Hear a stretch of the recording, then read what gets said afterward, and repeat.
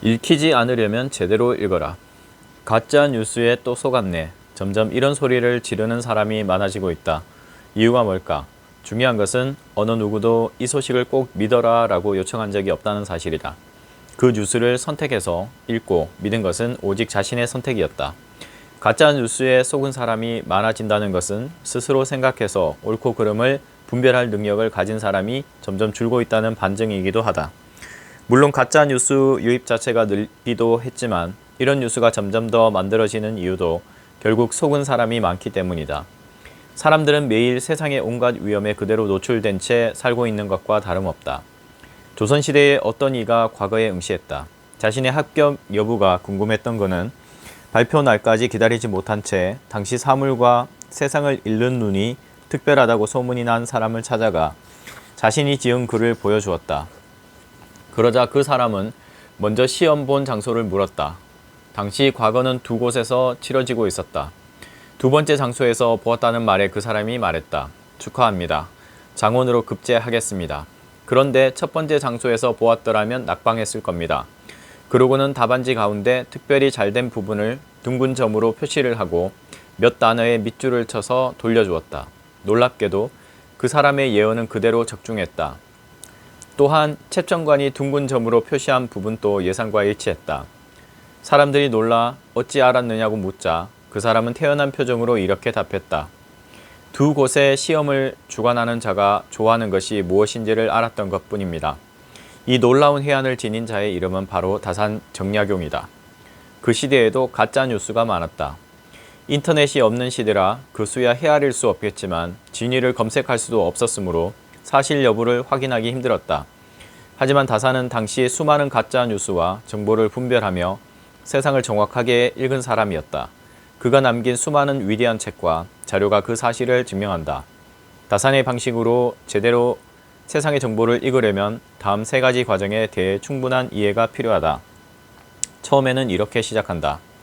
내가 아는 사람이 그러던데 만약 그렇다면 이라는 단서는 언제나 우리를 거짓의 코너로 몰아간다. 무언가를 옹호하고 이익을 내는 집단에서는 이런 단서를 통해 수많은 거짓 정보를 만들어낸다.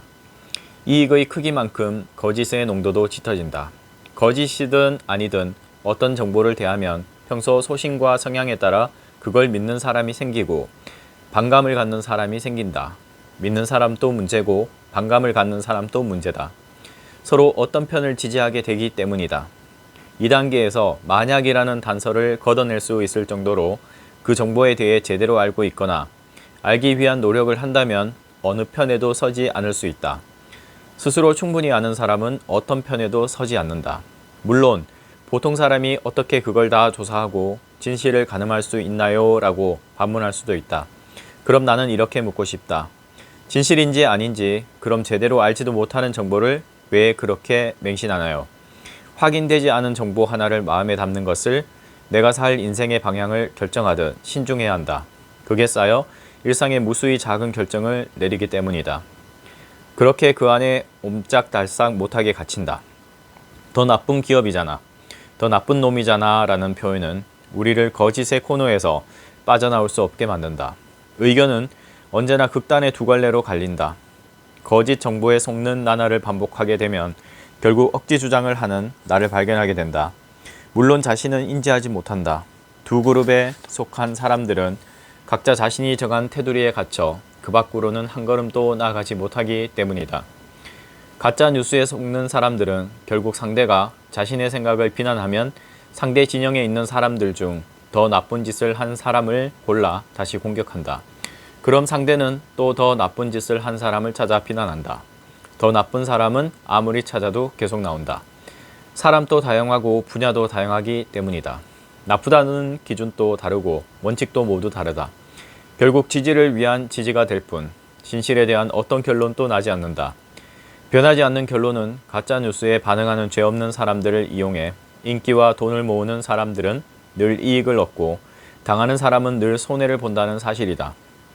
다수가 낭비하는 인생을 자산으로 삼아 재산과 지위를 얻는 소수의 방법은 수천 년 동안 변하지 않고 내려오고 있다. 제대로 읽는 사람은 읽히지 않는다. 우리가 서로의 이익을 위해 생산한 가짜 뉴스에 속는 이유는 그들에게 읽혔기 때문이다. 도덕은 실천하고 싶지 않지만 정의는 추구하고 싶은 마음, 자신의 인성에 대해서는 돌아보지 않지만 인성이 바른 사람은 응원하고 싶은 마음, 영웅 만들기를 좋아하지만 끌어내리는 것도 좋아하는 사람들의 마음을 그들은 제대로 이용한다. 하지만 원칙을 몇 개 갖고 있으면 속지 않을 수 있다. 방송에 나온다는 것은 유명해지려는 마음이 어딘가에 존재하기 때문이다. 책을 내는 이유는 지식을 자랑하려는 마음이 어딘가에 존재하기 때문이다. 정치를 한다는 것은 중심에 서려는 욕망이 어딘가에 존재하기 때문이다. 이런 몇 개의 원칙으로 세상을 바라보면 쉽게 속지 않을 수 있다.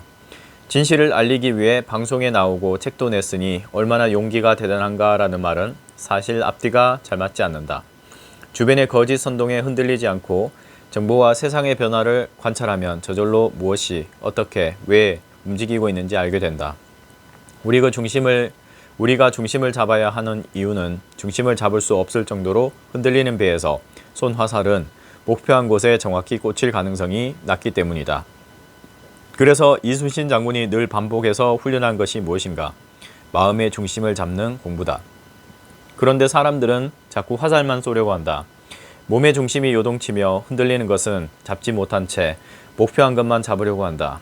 이순신 장군이 마음 공부에 대해 쓴 나를 지키며 사는 법의 내용을 짧게 압축하면 이렇다. 우리는 세상을 바라보며 관찰하는 눈의 인간으로 진화해야 한다.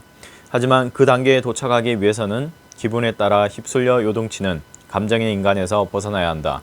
감정을 잡아야 대상이 선명해진다.